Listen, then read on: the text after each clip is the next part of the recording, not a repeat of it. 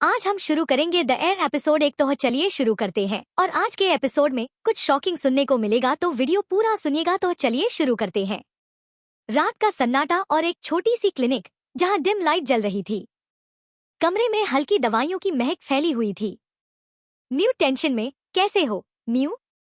Doctor, जो clinic का मालिक था, सीरियस होके पेशेंट की जांच कर रहा था।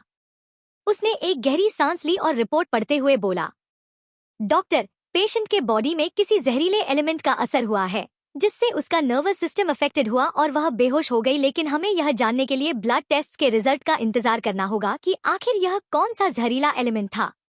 म्यू राहत की सांस लेते हुए, मतलब वह सेफ है, कोई घबराने वाली बात तो नहीं? डॉक्टर, हाँ, अभी वह सेफ है। अब बस यह देखना बाकी है कि वह कब होश में आती है। जैसे ही वह होश में आएगी, मैं उसका और डेप्थ से चेकअप करूंगा। वायो, ग्रेटफुल टोन में, बहुत बहुत धन्यवाद। वायो ने डॉक्टर का धन्यवाद किया, जिसने शहर के आउटर लोकेलिटीज में यह छोटी सी क्लिनिक खोली थी। वायो के पास कोई और ऑप्शन नहीं था, क्योंकि प्रिंसेस कैथरीन ने होश खोने से पहले ही साफ कह दिया था कि उसे हॉस्पिटल नहीं ले जाना और न ही इस मामले की जानकारी पुलिस को देनी है। ऐसे में वायो सिर्फ उसी डॉक्टर के पास जा सकती थी जिस पर वह पूरा भरोसा कर सके। डॉक्टर एक नजर पेशेंट पर डालता है, फिर वायो की ओर देखता है। डॉक्टर, लेकिन लोम, तुमने अभी तक यह नहीं बताया कि यह महिला आखिर कौन है। वायो, थोड़ा हिचकिचाते हुए, मैं अभी यह नहीं बता सकती। डॉक्टर, चौंकते हुए, तो फिर मैं इस मामले में उलझ तो नहीं जाऊंगा? अगर मुझे किसी क्रिमिनल को प्रोटेक्शन देने का मुजरिम ठहराया गया तो? वायो सीरियस होके बोली, मैंने म्यू को इसलिए नहीं बताया क्योंकि मुझे खुद भी पक्की जानकारी नहीं है। लेकिन चिंता मत करो, यह महिला कोई क्रिमिनल नहीं है, और मैं वादा करती हूँ कि तुम्हें इस मामले में किसी भी तरह की मुश्किल नहीं होगी। वायो की नजर अब भी बेहोश पड़ी प्रिंसेस कैथरीन पर थी, जिसे सलाइन चढ़ाया जा रहा था। वह किसी को यह नहीं बता सकती थी कि यह महिला असल में मैडेलिन की शाही वारिस थी। बहुत से सवालों के जवाब अभी मिलने बाकी थे। वह सोचने लगी, अगर असली प्रिंसेस कैथरीन उसके साथ है, तो फिर वह दूसरी प्रिंसेस कौन है, जो होटल में टाइट सिक्योरिटी में ठहरी हुई है? वह जिसने अपने पर्सनल सर्वेंट ग्रेस के साथ वहां कदम रखा था? हर चीज उलझी हुई और मिस्टीरियस लग रही थी। वायो को समझ आ गया था कि अब जो भी फैसला वह लेगी, उसका असर फ्यूचर पर पड़ेगा। उसे हर कदम बहुत सोच समझ कर रखना होगा। इसी दौरान होटल में दूसरी ओर एक अलग बातचीत हो रही थी। बीम टेंशन में, लोम, तुम इतनी देर कहाँ थी? वायो, क्या हुआ? बीम, होटल के पीछे झगड़ा हुआ था। लगता है कि यह वही टेररिस्ट थे जो मैडेलिन से भागकर यहाँ छुपे हुए हैं। इसलिए सुरक्षा बढ़ा दी गई है और सभी को सतर्क रहने को कहा गया है। तुम सुरक्षा टीम के लीडर हो और तुम्हारी गैरमौजूदगी में मुझे बहुत कुछ झेलना पड़ा। वायो टेंशन में, और प्रिंसेस कैथरीन? वह सुरक्षित है? बीम, हाँ, वह पूरी तरह सुरक्षित है। उन्होंने तुम्हें तुरंत मिलने के लिए बुलाया है। वायो, समझ गई। Thank you, beam. वायो ने सिर हिलाया और गहरी सांस लेकर होटल की ओर बढ़ी। उसे यकीन था कि असली प्रिंसेस डॉक्टर की देखरेख में सेफ है, लेकिन अब उसे उस दूसरी प्रिंसेस कैथरीन से भी मिलना था, जो होटल में थी। होटल के ग्रैंड हॉल के किनारे बालकनी पर प्रिंसेस कैथरीन बैठी थी। उनकी पीठ वायो की ओर थी, लेकिन उनकी मौजूदगी का एहसास उनके चारों ओर था। ग्रेस, वायो, प्रिंसेस तुम्हारा इंतजार कर रही हैं। प्लीज इस तरफ आइए। वायो ने बालकनी की ओर कदम बढ़ाए और झुककर नमस्ते किया। वायो, मैं प्रिंसेस के पहले अपनी श्रद्धा अर्पित करती हूँ। प्रिंसेस कैथरीन, हल्की मुस्कान के साथ, फॉर्मेलिटी की जरूरत नहीं। हमें बस कल रात हुई घटना के बारे में बात करनी है। वायो, प्रिंसेस कैथरीन क्या जानना चाहती है? प्रिंसेस कैथरीन, ग्रेस, तुम बाहर जाओ। हम वायो से अकेले में बात करना चाहते हैं। ग्रेस, जी, महारानी। ग्रेस सिर झुकाकर चली जाती हैं, और अब वायो और प्रिंसेस अकेले रह जाते हैं। वायो गौर से देखती हैं। यह वही चेहरा था जो उन्होंने बेहोश पड़े देखा था, लेकिन कुछ तो अलग था। कुछ ऐसा जो उसे यकीन दिला रहा था कि ये दोनों एक ही इंसान नहीं है। प्रिंसेस कैथरीन, कल रात जब हमला हुआ था, तब तुम कहाँ थी? वायो? वायो इमोशन कंट्रोल करते हुए बोलती है, मुझे जरूरी काम था। प्रिंसेस, लाउड टोन में, क्या वह काम हमारी सुरक्षा से ज्यादा जरूरी था? वायो नॉर्मल टोन में, हाँ, वह मेरे ड्यूटी से भी बहुत इम्पोर्टेंट था। प्रिंसेस कुछ देर तक वायो को घूरती रही, फिर शांत होकर कहा, प्रिंसेस कैथरीन, हमें जवाब मिल गया। अब तुम जा सकती हो, वायो। वायो ने थोड़ा झुककर सिर हिलाया और जाने लगी, लेकिन जाते जाते उन्होंने रुक एक आखिरी बात कही। वायो, अगर इस मामले में किसी को ब्लेम देना हो तो वह मैं हूं। मेरी टीम की गलती नहीं है। प्रिंसेस, सीरियस होके, हम वायो को सजा नहीं देंगे, लेकिन हम उम्मीद करते हैं कि फ्यूचर में ऐसी इंसिडेंट दोबारा ना हो। वायो ने सिर झुकाया और कमरे से बाहर निकल गई, लेकिन उनके मन में अब भी एक ही सवाल गूंज रहा था, आखिर असली प्रिंसेस कौन है और इस झूठ के पीछे कौन छिपा है? नकली राजकुमारी की असली पहचान। दोनों राजकुमारियों कैथरीन के बीच एक अंतर था जो बहुत छोटा था, जिसे शायद ही कोई नोटिस करता।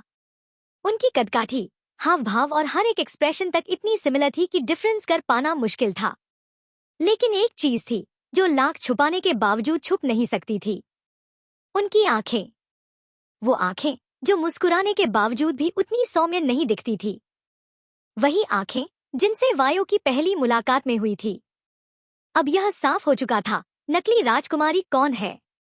साजिश का खेल। हेलिना, क्या तुम्हें वो पुलिस अफसर डाउटफुल नहीं लग रही? चिंता मत करो, ग्रेस। मैं इस पल की तैयारी सालों से कर रही हूँ। सिर्फ एक पुलिस अफसर की वजह से यह पूरी योजना फेल नहीं होगी। राजकुमारी कैथरीन का रूप लिए बैठी हेलिना ने अपने भरोसेमंद ग्रेस को जवाब दिया। इस षड्यंत्र की योजना उन्होंने बरसों पहले बनाई थी। हेलिना ने तो अपने बॉडी तक की सर्जरी करवा ली थी ताकि वह मेडेलिन की असली राजकुमारी कैथरीन ब्लू डेलेना की हूबहू परछाई बन सके। ग्रेस की मदद से यह योजना लगभग अचूक थी, लेकिन फिर भी। लेकिन वायो पर मुझे भरोसा नहीं है। कुछ न कुछ गड़बड़ है। तुम कहना क्या चाहती हो? कल रात जब हमला हुआ था, वायो अचानक गायब हो गई। कोई नहीं जानता कि वो कहाँ थी, जबकि उसे राजकुमारी की सेफ्टी की जिम्मेदारी सौंपी गई थी।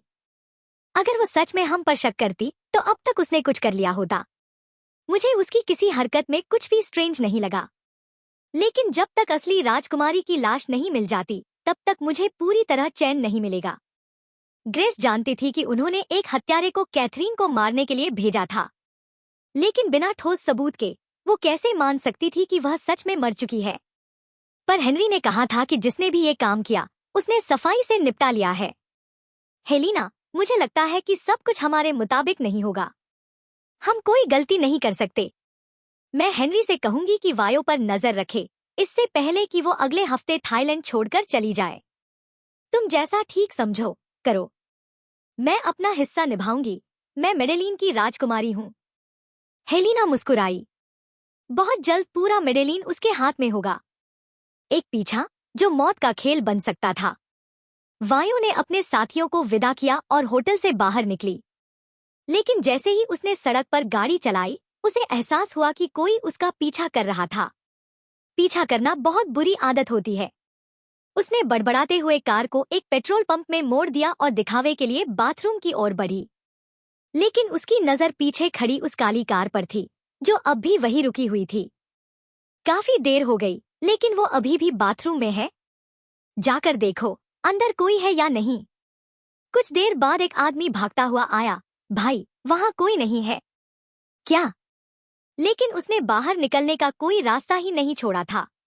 आखिरी स्टॉल की सीट नीचे गिरी हुई थी और वहां ताजा पैरों के निशान थे। उसने खिड़की से छलांग लगा दी होगी। जल्दी से उसका पीछा करो। सीक्रेट रेफ्यूज में वायो दरवाजे से अंदर दाखिल हुई, जहां कैथरीन अभी भी बेहोशी की हालत से उबर रही थी। लेकिन जैसे ही वह होश में आई उसने खुद ही अपना आईवी ड्रिप निकाल फेंका और खड़े होने की कोशिश की, लेकिन उसका शरीर अब भी जहर से कमजोर था। वह लड़खड़ा गई। अगर वायो ने उसे थाम न लिया होता तो वह जमीन पर गिर जाती। राजकुमारी! वायो, अपनी हालत मत बिगाड़िए। आपका जख्म अब भी ठीक नहीं हुआ है। हमें फौरन यहाँ से निकलना होगा। पहले मैं आपके जख्म का इलाज कर दूं। वायो ने अपने हाथों से धीरे धीरे घाव साफ किया और पट्टी बांध दी। शुक्रिया। राजकुमारी, आप कहाँ जाना चाहती हैं? हमें मेडेलिन वापस जाना होगा। हमें पूरी दुनिया को बताना होगा कि ग्रेस ने हमारे खिलाफ साजिश की है, लेकिन आप अभी वापस नहीं जा सकती। क्यों? वायो ने गहरी सांस ली, क्योंकि इस समय पूरी दुनिया नकली राजकुमारी को असली समझ रही है, और अगर आप वहां गईं, तो लोग आपको नकली समझेंगे। कैथरीन को मानो एक ठंडा एहसास हुआ हो। तो फिर हमें सबूत जुटाने होंगे कि आप ही असली राजकुमारी हैं। लेकिन हमारे पास कुछ भी नहीं है। पावर, स्ट्रेंथ, सब कुछ हमसे छीन लिया गया है। आपके पास अब भी मैं हूं। कैथरीन का दिल एक पल को धड़क उठा। कैथरीन ने वायो की आंखों में देखा और पूछा, तुम्हें इतना यकीन कैसे है कि मैं ही असली हूं? वायो मुस्कुराई, क्योंकि नकली और असली के बीच एक अंतर है। क्या? आंखें। हमारी आंखों में ऐसा क्या खास है? आपकी आंखों में चमक है, जैसे तारों से भरा आसमान। लेकिन नकली राजकुमारी की आंखें काली रात की तरह वीरान और खाली हैं। कैथरीन का दिल तेजी से धड़क उठा। उसने पहली बार महसूस किया कि शायद कोई ऐसा था जो न सिर्फ उसकी जान बचाना चाहता था, बल्कि उसकी सच्चाई को भी देख सकता था। यह सीरीज बहुत अच्छी होने वाली है दोस्तों। आगे की स्टोरी में तो और भी मजा आने वाला, तो बने रहिए। अगर आप नए हैं, इस चैनल को सब्सक्राइब कर लीजिए ताकि आने वाले एपिसोड आप तक पहुंच जाए। तो चलिए फिर मिलते हैं अगले एपिसोड में।